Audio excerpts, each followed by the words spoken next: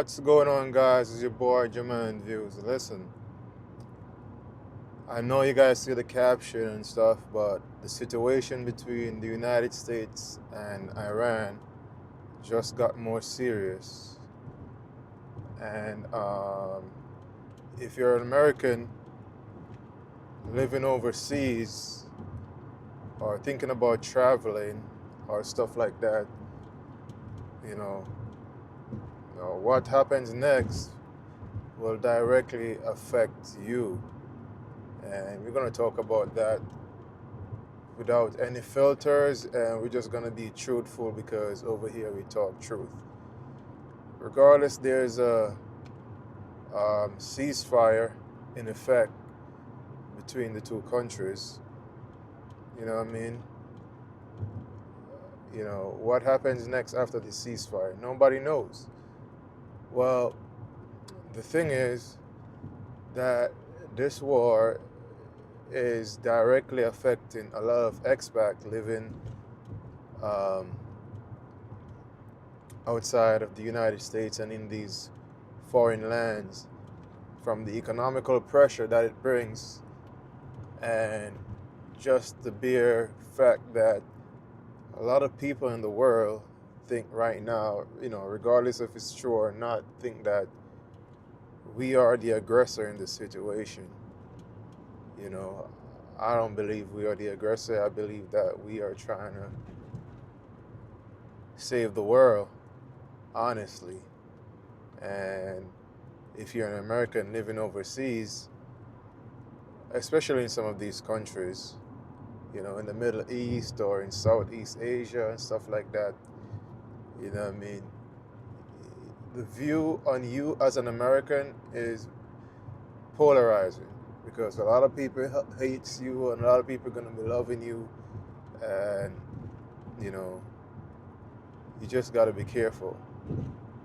And I know a lot of guys who travel around and move from country to country within these regions, and because of the high oil price and the high jet fuel price, it's pressuring their movement as an expat, and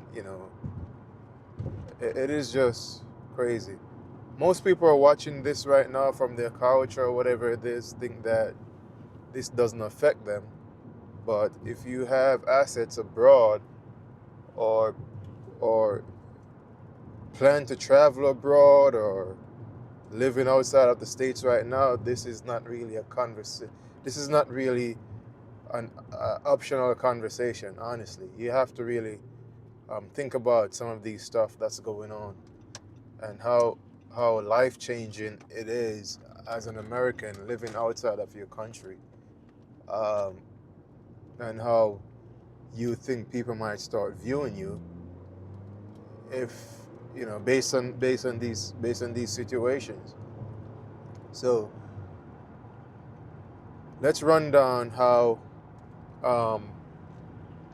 this ongoing conflict is affecting expats outside of the United States, or Americans who are living abroad, who retire or who are just living outside of the United States because maybe of work purposes, or who just decide to just get up and leave and live outside the United States. So one, the economical pressure. So the oil prices here in the United States, not oil prices, but the gas prices here in the United States are up. But based on my current research, I'm figuring out that most of the world is more dependent on the oil coming through the Strait of Hormuz than the United States. We are more energy sufficient here in the United States. A lot of countries who are getting squeezed are the African countries, some of them, the Southeast Asian countries, China, so on and so forth. Those countries are getting squeezed up because of the oil embargo or the blockage. Now it's a blockage. Those countries are getting squeezed.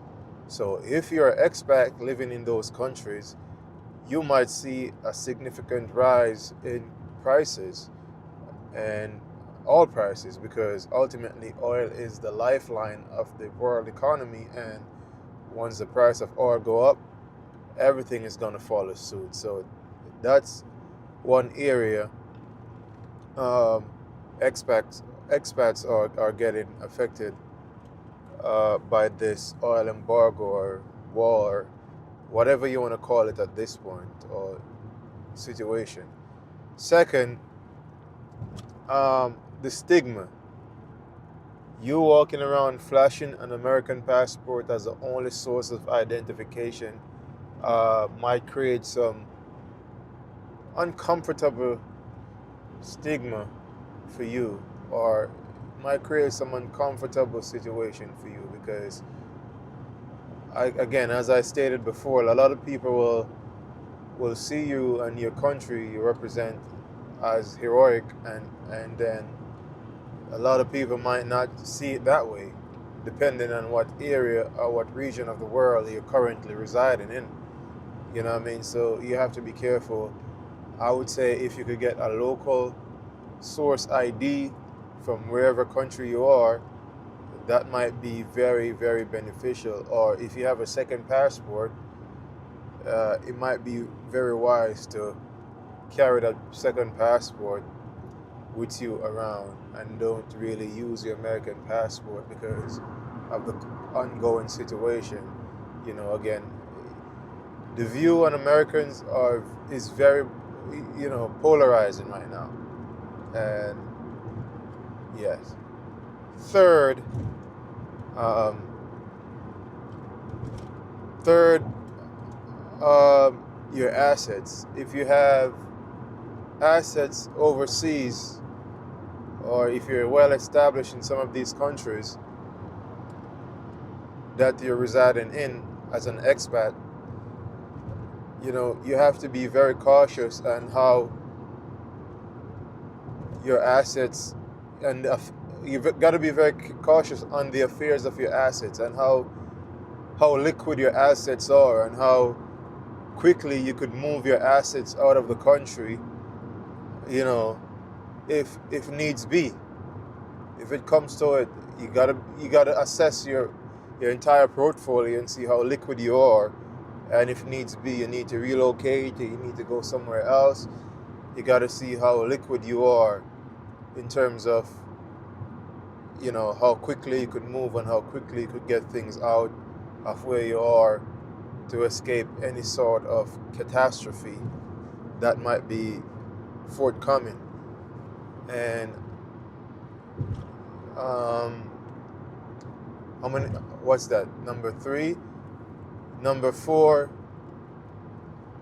You gotta be safe. You gotta think about your safety, because everywhere these foreign countries, people might want to hurt you or might want to harm you. Depending on where you are, depending on where you're residing. People might want to hurt you or harm you.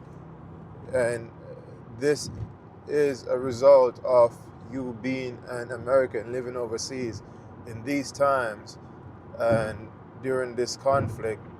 And it is you have to be on the guard. You have to be on the watch. You have to be very, I'm not saying you should be paranoid, but you have to be very cautious. You understand? So these are some of the things that, as an expat living outside of the United States right now, during this turmoil between the United States and Iran, you have to be very cautious about. And you can't just continue like normal, like it's nothing. You have to be very cautious along these lines. I've seen guys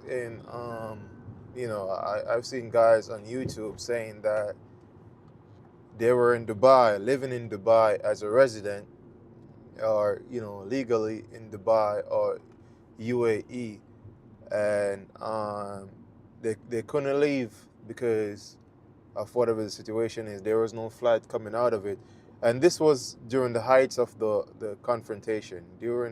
This was during when the situation was very intense, and some of these guys have to pay some money for a team of extractors to really extract them out of the country, for them to get back home, because they couldn't get a private jet, they couldn't get any. And I'm talking about these extractors were like military or paramilitary personnel who really get them out of the country, get them into a safe country where they could catch a flight to be back home.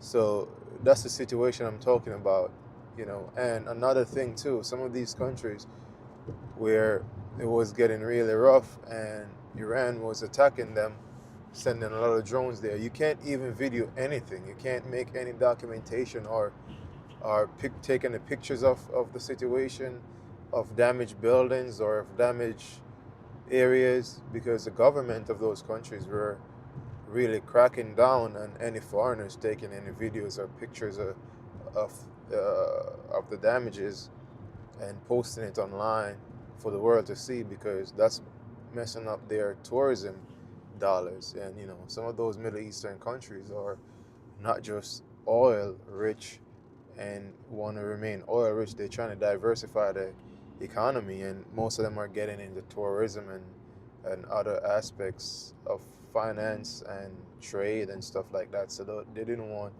tourists to be there painting a bad picture of the whole situation, you know. So you have to be very alert and be very aware of some of these countries, you know what I mean. So now for the second, let's address the second topic of my conversation today. Like, you know, you guys see that I post a lot of videos about retiring outside of the United States. Like, let's be clear, I'm not telling people to leave the United States. I'm not telling people that the United States is your enemy. I am telling people that, you know, you have to have a second option. You have to have a second option, and having a second option outside of the United States open to you is not pessimism, it's just wisdom, because there are some ongoing pressures here, economic pressures here, based on what's going on with the war situation. And it's like, this war is like a double-edged sword, because outside of the country you face scrutinism and relentless pressure, because of the bare fact that you have an American passport. And inside of the country, if you live here, you know, it is getting extremely expensive to stay here. So that's why I'm saying that I am not telling anyone that the United States is your enemy and you should leave the country. I'm saying that you should have a second option open to you just in case. And now there's a conflict and there's a just in case right now. And if you have an option open up to you where you could reside outside of the geographic confines of the war, for example, the war is in the Middle East, if you have somewhere like in the South America or the Caribbean where you could stay or reside, you know, of course that's an option for you, because economically here in the United States today, the pressure is on. It is on. It is on. It's not easy. It's not easy, and prices on everything went up. I would say 10 to 15%.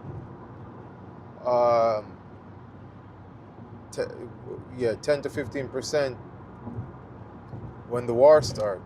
You know, as soon as oil started going up, prices and everything just went up 10 to 15% nationally here in the States.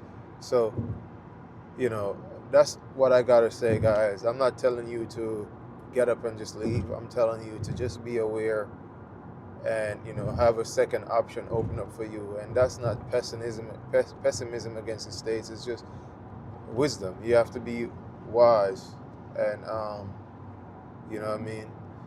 Another thing I want to address is that if you are doing some traveling right now, it is extremely hard. Not hard, extremely expensive for airline tickets right now. Airline tickets are extremely expensive right now. So if you didn't book um, or buy your tickets or pre-plan your travel arrangements from like December last year or early January, so on and so forth, it is expensive to travel right now. I was just looking at prices uh, a few days ago. I have a trip coming up, Southeast Asia trip coming up, and I made my reservation um, from, I think it was in December, and I'm happy I did that because the same tickets that I bought for the same flight, they're like 80% more expensive now than they were then, and I'm not exaggerating. It is crazy. So that's all I gotta say today, guys.